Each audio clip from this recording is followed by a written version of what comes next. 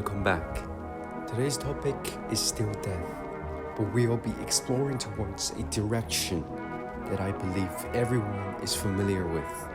The two words you see on the thumbnail: artistic meaning. Yeah, in our last episode, we discussed how emerging technological culture products since the 21st century have been in high demand, with capital relentlessly packaging culture as a commodity for production and sale through a single mechanism. All of this stems from our immense demand for such culture commodities. What we seek is the intent and meaning carried by culture products, and the narrative structure of that intent satisfy our innate human need for stories and narratives. Thus, the emerging story desires for humans. This allows our true selves to emerge, a mirror reflecting a complete self unbound by societal constraints, enabling us to perceive or clarify our own existence, which becomes the very few times where we perceive our own existence, this time not through other subjects, but through artificial culture objects. However, issues surrounding this supply-demand relationship have also emerged. As we mentioned earlier, most culture products are produced under a single production system. The purpose is to make them more accessible and understandable for mass consumption, which inevitably leads to a phenomenon of generic symbolism within this single system. For example, when watching certain films or playing video games, one needs to observe and understand the symbols presented on the surface to grasp its true meaning. In other words, the fast food version of films and video games now dominate the market, which is an inevitable result of the decline of average attention span due to the excessive use of social media or online apps.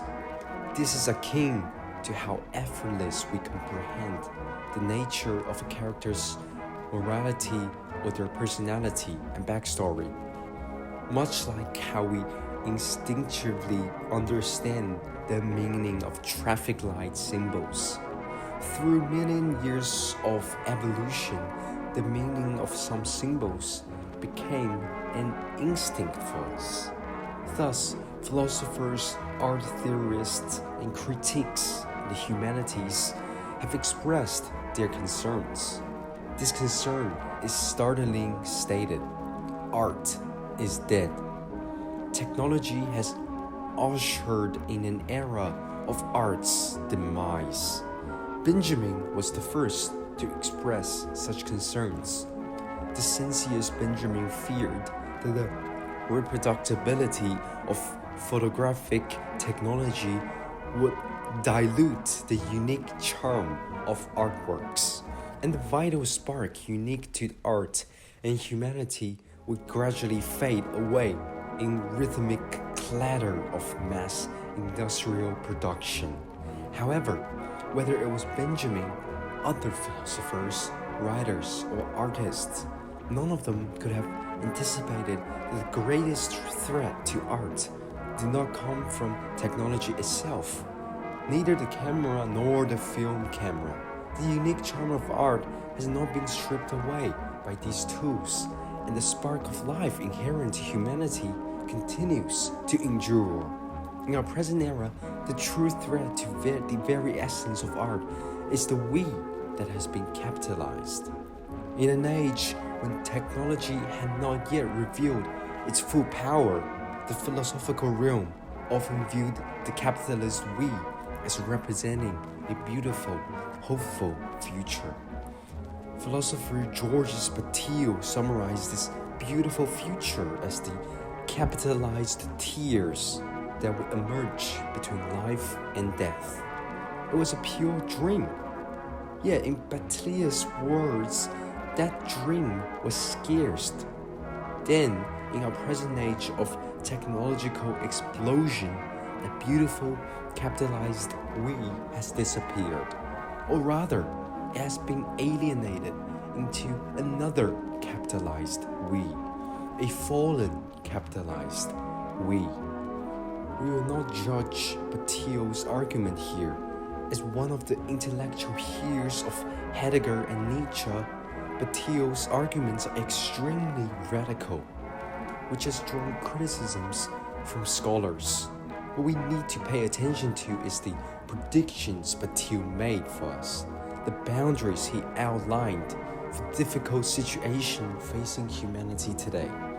By simply deconstructing his arguments, we can reconstruct what Bataille was describing when he spoke of apocalypse and a disaster. The reason the we he spoke of was once pure and scarce is that our consciousness had not yet been unified into a single form by the influence of the other. For the collective us, dreams can be either a unified goal or a romantic current flowing through the individual's temporal river or private realm of consciousness. However, in the present era, an external force has integrated our consciousness, making our thoughts and dreams uniform, even to the point of belonging to us. The romanticism within our personal streams of time and private realms of consciousness is also disrupted by this force. The external force is the internet, which emerged after the technological explosion and enables the rapid dissemination of information. The internet has constructed its own public opinion era, which is isolated from the social reality or overlaps within it, being both real and virtual at the same time. We speak, express opinions, and discuss the occurrence of certain events or the aftermath of events that have already taken place on the internet. While it appears to revolve around the social reality layer, it is actually detached from social reality at all. Precisely because we do not present the true face of a public opinion arena. We do not represent our true emotions or feelings as we do not treat that space as real. This implies the temporary failure of social rules. Morality, humanity, and basic respect are all overlooked in the unique online public opinion arena, which indirectly encourages people to reveal their most ugly aspects of humanity in an online environment, where rules need not be followed. People treat the online space as a virtual sphere to express their inner desires, often reflected as extreme expressions, whereby wouldn't have been said in the real world. Psychology offers a well-worn explanation for this. The high-pressure rules of social reality drive people toward a stream of consciousness-like state, where they vent their emotions and enjoy the moment of breaking free from the constraints of rules. However, philosophers have a different perspective. They argue that the consciences established by the internet's public opinion arena leads to the individualization of individuality. In other words, our individuality is forever defined by the internet's public opinion arena, which transcends time and space. And this defined we does not distinguish between the good and the bad of such defined individuality, and may even destroy the original meaning of something to conform to this defined individuality that calls us to obey it. For example, the term superhero recently gained popularity online. While many people found it amusing and sought attention in the public sphere, they largely overlooked the boundary that diseases or disabilities should not be casually defined or trivialized for entertainment purposes. What is truly alarming is that if the online discourse merely influences us to engage in behaviors such as insults, stigmatizations, defamations, or hatred, and the language patterns established are solely related to entertainment, then it has no direct connection to the topic of art that we are discussing today. The birth of the artificial mirror stage is beyond our discussion today. We might need to produce a video about why modern people exhibit mild symptoms of schizophrenia. However, what is truly terrifying is something modern art once did. A shift it believed should be a part of a positive development. Surrealists and Dadaïsts shattered the boundaries of art for modern and contemporary art. They viewed the eliticism idea of traditional art as a dogma and a barrier to artistic development. They advocated returning art to the people and using technology to disseminate the beauty and dreams it carries. From the perspective of that time, this was indeed a great thing. Art broke through traditional barriers and entered the public eye, allowing people from all walks of life to touch art itself. However, the ambitious artists did not anticipate that the nightmare will blind art itself, one that still haunts him to this day, quietly entering the realm of art in the 21st century. Needless to say, returning to art to the people on a large scale meant the collective departure of critiques. The lack of stability in the art world became almost a norm after the modern art revolution. Naturally, the profit-driven nature of capital left critiques without a livelihood. To continue dominating the humanities and solidify its value, thereby facilitating its commodification, it must seek a pathway to control and regulate the value of postmodern art. At this point, technology provides support, and that support is the internet. The public opinion arena born from the internet, overlapping with social reality, possesses a subtle magic. Everyone here becomes the protagonist of emperor. Yet, no one truly knows the other's true form. We can easily find a paradigm on the internet. Capital artificially manipulates public opinion for profit, precisely adjusting and regulating it, even directly defining a group within the internet and compelling them to pursue that definition, thereby blurring the boundaries between good and evil into profitable or non-profitable. In fact, within the conscience-driven chaos of the emotionally charged online public opinion arena, the distinction between good and bad becomes irrelevant to the individual. This is because what we often encounter or interact with are the values established by capital for us. Note that the capital we are referring to here is not corporate capital, but capital itself that transcends corporate structures. Even a single company must adhere to the value and definitions set by the overarching capital of the market. Just as the value of a diamond is determined by its intrinsic qualities, ordinary companies do not attempt to transcend or break these boundaries and rules. Instead, they follow it. In other words, the unique nature of the internet's public opinion arenas blurs the distinction between good and bad.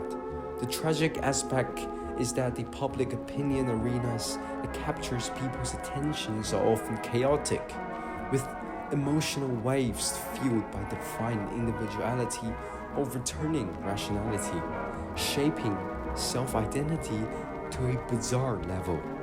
This leads people to entrust their desires, ideals, hobbies, and even their private selves entirely to the collective we, whose posture mirrors the devilish symbols described by Baudelaire. the power of the collective is terrifying. The collective represents the power of the collective, an unparalleled and easily formed wave of public opinion.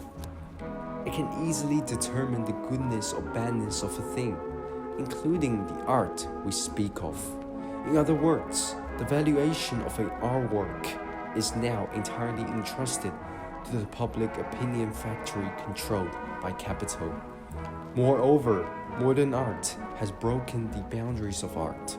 Art has returned to the people, but artworks are firmly controlled in their place, waiting to be appraised.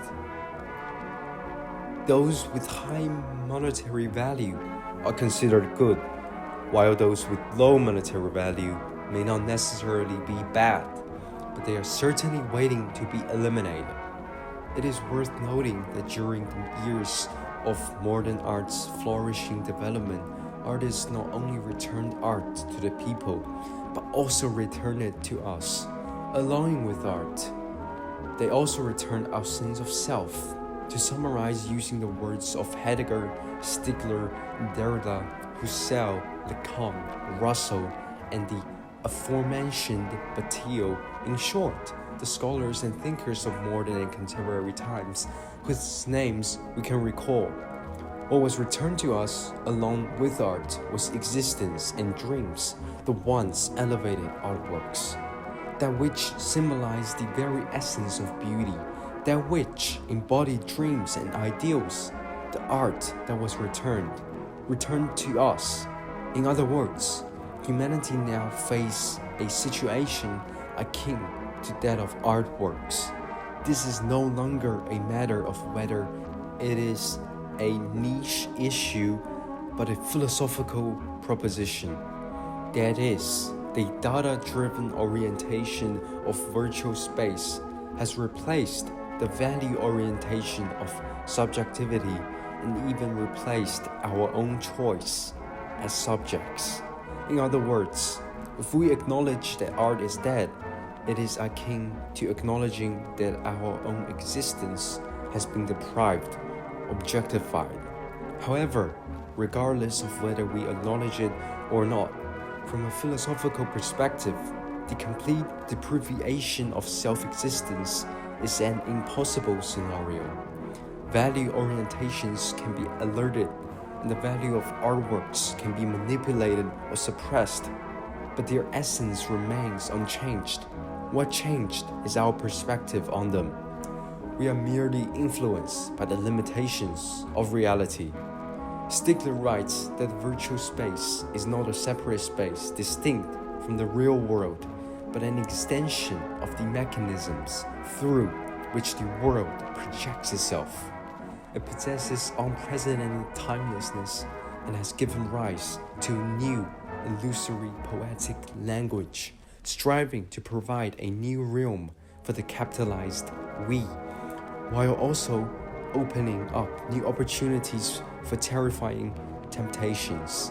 Our own existence cannot easily perish, otherwise you will not feel bored with life and use that as motivation to seek so-called entertainment on the internet, engaging in virtual entertainment, including movies.